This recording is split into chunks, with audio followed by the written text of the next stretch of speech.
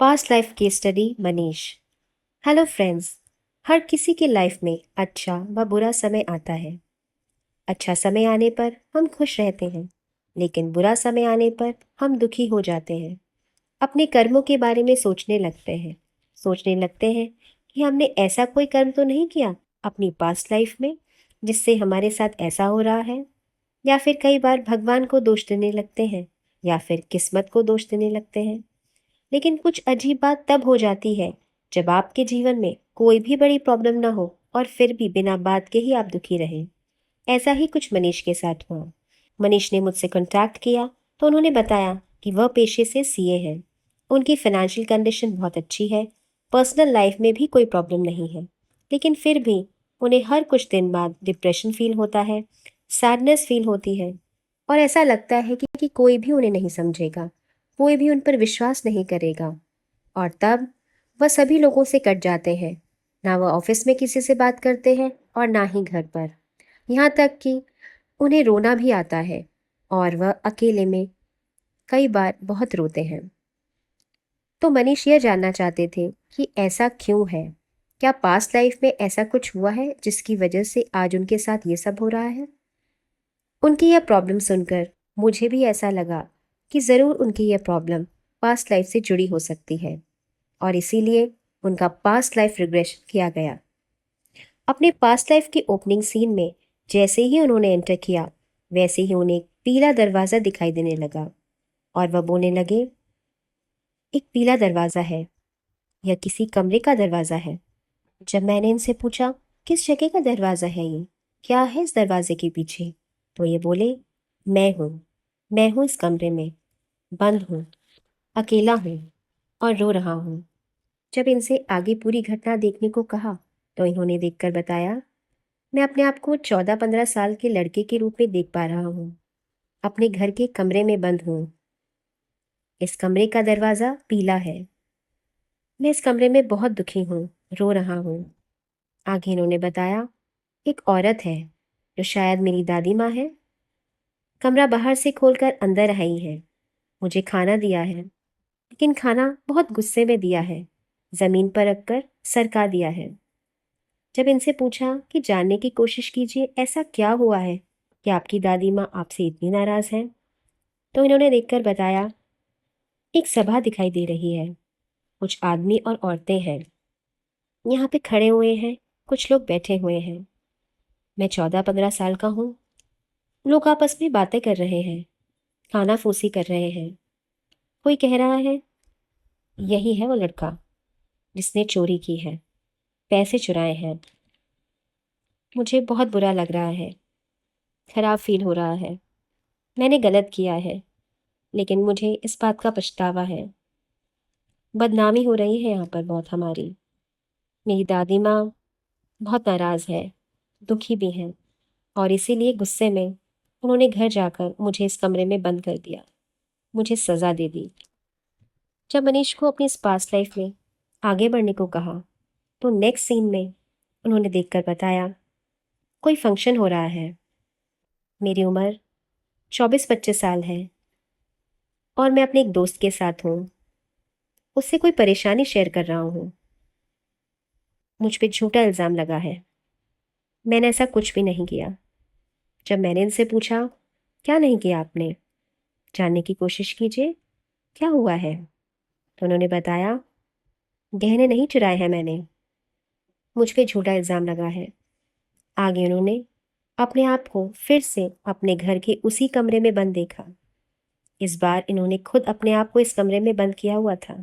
जब आगे इनसे पूछा, क्यों बंद किया हुआ है आपने अपने आप को इस कमरे में, तो उन्होंने बताया, क्योंकि मुझ पर झूठा इल्ज़ाम लगा है चोरी का, गहने मैंने नहीं चुराए हैं।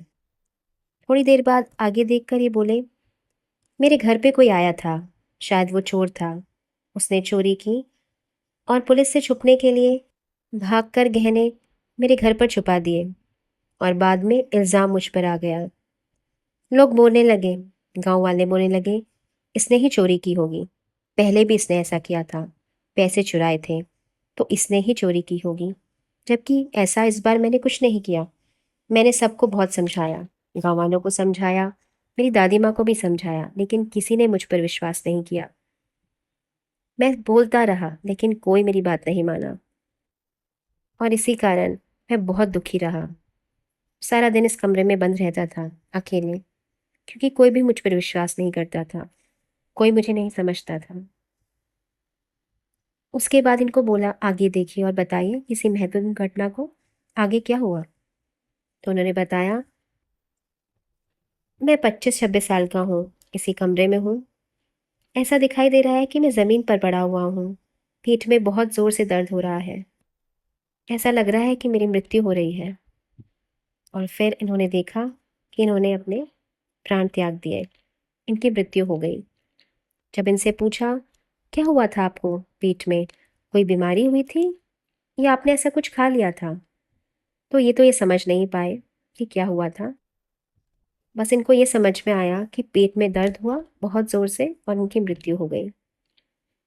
इनकी इस दुख भरी पास्ट लाइफ से यह तो समझ में आ गया कि क्यों हर थोड़े दिन बाद इनको सैडनेस फील होती है, क्यों ऐसा लगता है कि कोई इन्हें नहीं समझेगा, कोई इन पर विश्वास नहीं करेगा, इनका किसी से बात करने का मन नहीं करता। वो इसीलिए क्योंकि आज भी इनकी सोल उसी पास्ट लाइफ के ट्रॉमास को, नेगेटिव इवेंट्स को कैरी कर रही है, उन्हीं फीलिंग्स को कैरी कर रही है। आज इनके जीवन में कोई भी प्रॉब्लम नहीं है, सब कुछ ठीक है, लेकिन फिर भी सोल उन्हीं संस्कार को, उन्हीं फीलिंग्स को कैरी कर रही है। लेकिन अभी भी ये जानना बाकी था कि क्या कारण रहा होगा जिससे इनकी यह पास्ट लाइफ इतनी दुख भरी रही। ऐसा इन्होंने क्या किया होगा जिससे उनको ऐसी पास्ट लाइफ मिली। ये जानने के लिए इन्हें दूसरी पास्ट लाइफ में नेविगेट किया। जैसे ही ये अपनी दूसरी पास्ट लाइफ में एंटर हुए, अपने फर्स्ट ओपनिंग सीन में इन्होंने बोला, मैं एक आदमी हूँ, उम्र 40-45 साल है, पैरों में कुछ नहीं पहना है, गहरे रंग के कपड़े हैं, मैं किसी छोटे से कमरे में बैठा हूँ। यह मेरे घर का कमरा है। बहुत स्मेल आ रही है, ऐसा लग रहा है पास में कोई नाला है। जब इनको इस जीवन में आगे देखने को कहा तो इन्होंने बताया, मेरे घर में 3 आदमी हैं, ये कहीं से एक पोटली लेकर आए हैं। पोटली में कुछ सामान है, ऐसा लग रहा है कुछ पैसे और गहने हैं। ये आए, इन्होंने मुझसे कुछ बात करी और घर के आले में ये पोटली रखकर चले गए। जब इनसे पूछा, क्यों रखी है इन्होंने ये पोटली आपके घर पे, किसके गहने और पैसे हैं ये, तो इन्होंने बोला, ये तीनों चोर हैं, चोरी करते हैं, लोगों के गहने और पैसे चुराते हैं और आकर मेरे घर में छिपा देते हैं।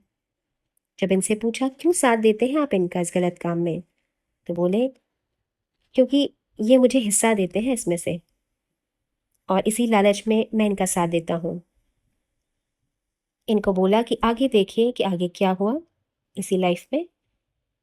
थोड़ी देर बाद देखकर इन्होंने बताया, ऐसा दिखाई दे रहा है ये तीनों दोस्त मुझे मार रहे हैं। उसी नाले के पास खड़े हैं हम लोग सब, जहाँ पे मेरा घर है, मुझे मार रहे हैं। क्यों मार रहे हैं आपको, क्या किया है आपने, मैंने पूछा। तो ये बोले, ये जो भी गहने और पैसे लाकर छुपाते थे, उसमें से लालच में आकर कुछ गहने और पैसे मैंने बिना बताए निकाल लिए और छुपा लिए। इन्हें पता चल गया और इसीलिए मुझे मार रहे हैं। इन्होंने मुझे बहुत मारा और नाले में धक्का दे दिया और मेरी मृत्यु हो गई।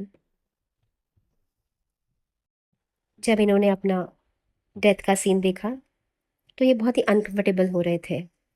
उसके बाद में इन्हें हीलिंग दी और हीलिंग के बाद इन्हें कुछ लाइट फील हुआ। लाइट फील होने के बाद जैसा कि प्रोसेस होता है उससे इन्हें ट्रांस से बाहर लेकर आया गया। ट्रांस से बाहर आने के बाद बहुत लाइट फील कर रहे थे मनीष।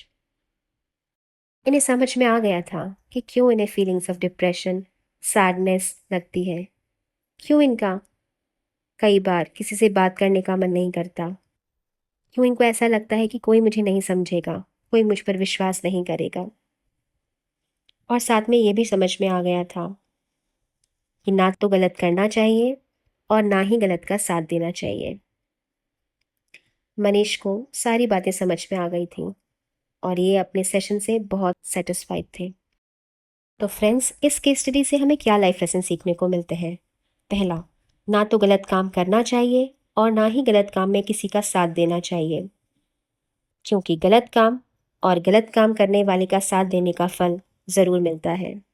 और दूसरा, हमारी जो भी फीलिंग्स होती हैं हमारी लाइफ में, नेगेटिव फीलिंग्स या पॉजिटिव फीलिंग्स, और हमारे डेथ के टाइम में हमारी क्या फीलिंग्स और इमोशंस होते हैं, ये हम कई बार कैरी फॉरवर्ड कर लेते हैं नेक्स्ट लाइफ में। जैसे कि इनकी एक लाइफ से जो भी इनकी फीलिंग्स थी, इसमें एक कमरे में इन्होंने अपने आप को बंद देखा था ज़्यादातर, इसमें सैड रहते थे, दुखी रहते थे, फील करते थे कि कोई इन पे विश्वास नहीं करता। वही फीलिंग्स आज भी इन्होंने अपनी करंट लाइफ में कैरी फॉरवर्ड कर ली हैं। तो इसीलिए अगर आपकी लाइफ में ऐसी कोई फीलिंग्स है जो कि नेगेटिव है, सैडनेस, डिप्रेशन, एंजाइटी, कोई ट्रॉमा है, तो उसे हील करना बहुत ज़रूरी है। अगर आप उसे हील नहीं करेंगे तो वो आपकी नेक्स्ट लाइफ में कैरी फॉरवर्ड हो सकते हैं। इसलिए हील योरसेल्फ। तो आज की केस स्टडी में बस इतना ही। अगर आपको आज की केस स्टडी पसंद आई हो तो वीडियो को लाइक कीजिए। चैनल को अभी तक अगर आपने सब्सक्राइब नहीं किया है तो चैनल को सब्सक्राइब कीजिए, जिससे आगे आने वाले सभी केस स्टडीज़ के नोटिफिकेशंस आपको मिलते रहें। बहुत बहुत थैंक यू। नमस्ते।